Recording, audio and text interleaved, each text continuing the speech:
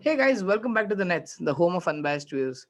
So today we are going to talk about a lot of things which are happening around the word cricket and a lot of things to be covered. That is the IPL auction. So we'll do a total team-wise analysis, team by team later. So that will come later. These are just our fresh views about things. Apart from that, there's an Australia New Zealand series going around. Then there is a couple of more things. With me is my host, my co-host Keur. Hi Keur, how are you doing? Doing good. How are you? All good. Before we go ahead, please hit the like, please subscribe, please do whatever you can to spread the word out. That'll be great. So how has your weekend been? A weekend. So we are meeting after quite some time. How have things been? Weekend has been perfect. A massive cold wave has come in across US, so people have been sitting home and I've been watching cricket. I hope everyone's safe and sound at home. Sure. So, which topic do we start with first?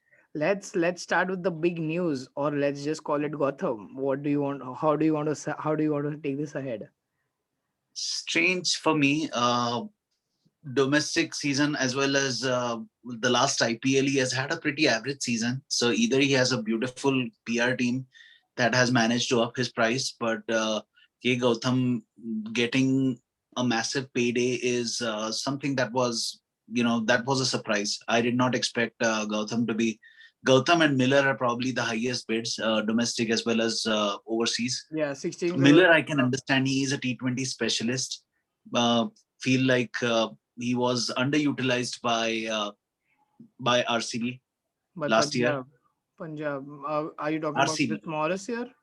So you're talking about Chris Morris. Oh, Chris Morris. Sorry, I'm missing two things together. Yeah, Miller, T20 specialist. So I feel that his selection going on a bidding war for him was justified. Mumbai was in war for him as well, but then they backed out. So here's an And interesting stat. Mumbai has never paid anyone more than 9 crores. So and that is Rohit Sharma in 2009. 2009, yes. So So, how important do you think is the scouting culture? And so that is what it is. They scout players, they which make you win matches, and which doesn't cost them high on the wallet.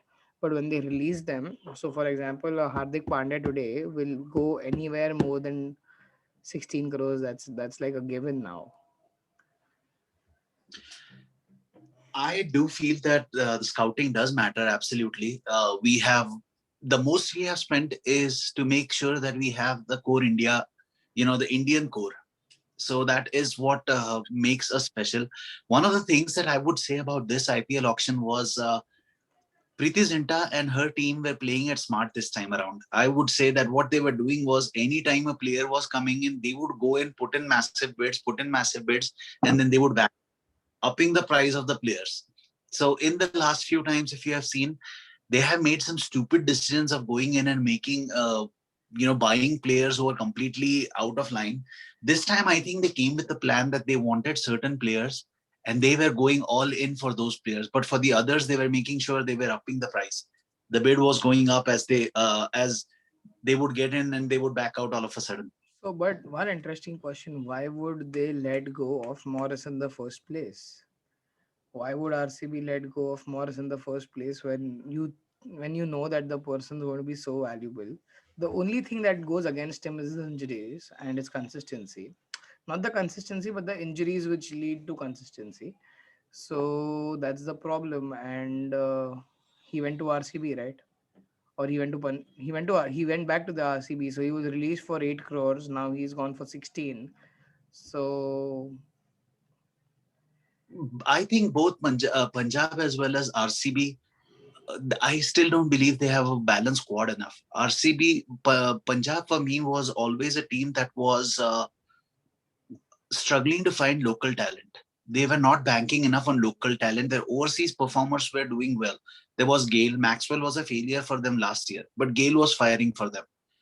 Rahul and Mayank are the consistent ones, but they don't have somebody in this middle order that was solid enough to take them through.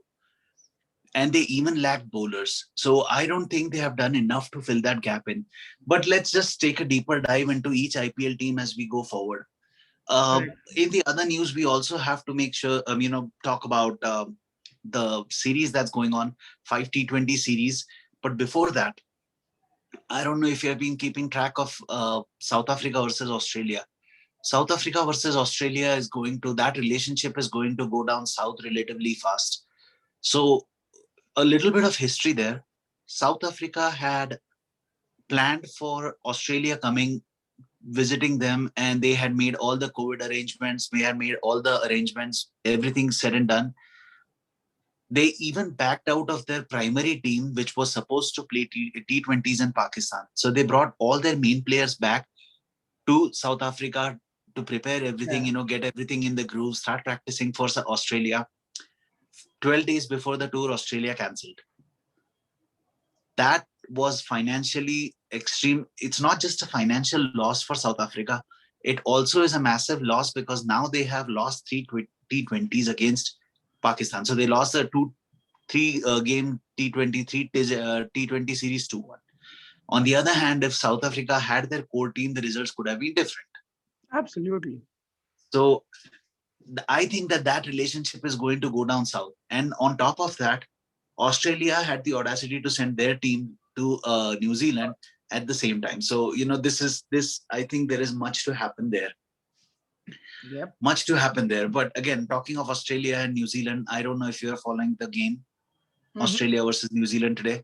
New Zealand won by 53 runs. I have the scorecard right in front of me. Yeah, So, so it started off really bad. New Zealand were three down.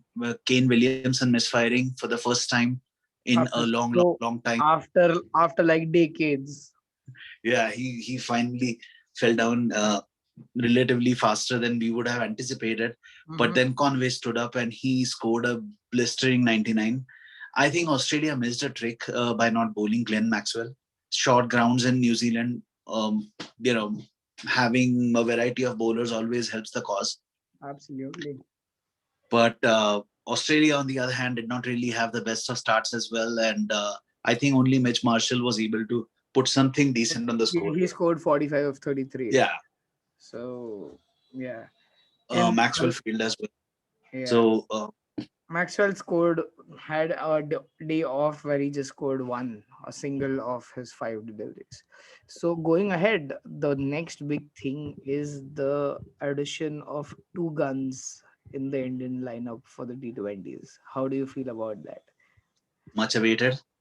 It was long time coming. I think Surya Kumar Yadav has established himself really well in the domestic structure. Mm-hmm. He spoke highly about how Rohit Sharma, when he got into Mumbai Indians, Rohit Sharma gave him tons of confidence, letting him know that he will be coming up the order. That instilled more confidence in him.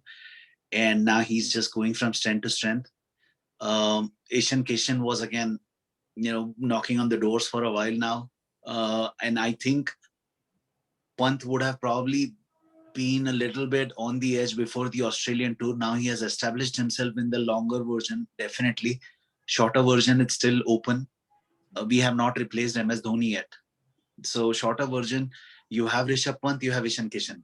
So the day when the team was announced, that morning, Ishan Kishan scored a 70 odd 160 or something, 191, yeah, 173, 173 and 80 odd 70 odd deliveries, 94 balls. 90 odd deliveries. So that's like a long time coming. But Surya Kumar is the only guy to be in his 30s and get selected for the T20 side. So he's fit, he's ready, he'll go. I hope he goes all guns blazing. So is that's it for today? No, no. I would definitely like to talk a little bit about the Motera test match. But before we say that, Ishan Kishan, I think if we look at Ishan Kishan might be a long time replacement for Shikhar Dhawan. Ishan Kishan can open. Currently, Rahul is being sent down the order in limited overs to keep wickets. Rahul's four. Rahul's at four for some time. Uh, Number four is still So if Rahul and Rohit open, you also get with Ishan Kishan, you get a chance of a left hand right hand combination. I think in a T20, Rahul can keep wickets for he gives that extra leverage, but Oh in a yes. 50 over game, expecting Rahul to keep 50 overs and then coming into bat is a little bit too much, considering he's not a genuine keeper. So I have a feeling that Ishan Kishan has a chance of making it. Plus the fact that he's a left-handed batsman also helps his cause. So I good just things hope happening for Indian cricket. I just hope he gets a game. I genuinely. I'm sure he will. I'm sure he will get again. So Motera test. I don't know if you have been keeping tabs with all the media pictures that have been uploaded on social media, About the stadium, but right? about the stadium, about the pitch. Much was being said about the pitch. The Mm-hmm. pitch was green 7 days back, and it felt like we were playing in England.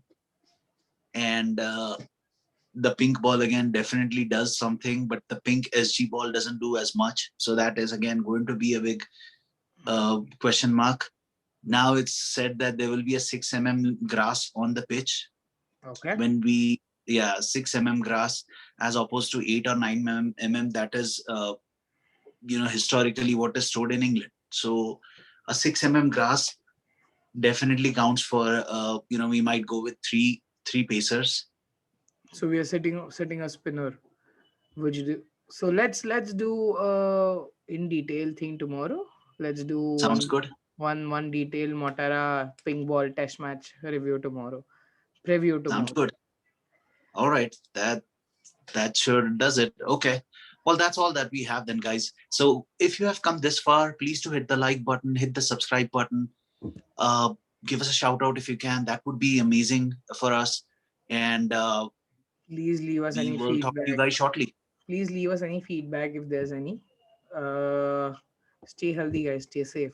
Bye bye. Peace out. Thank you.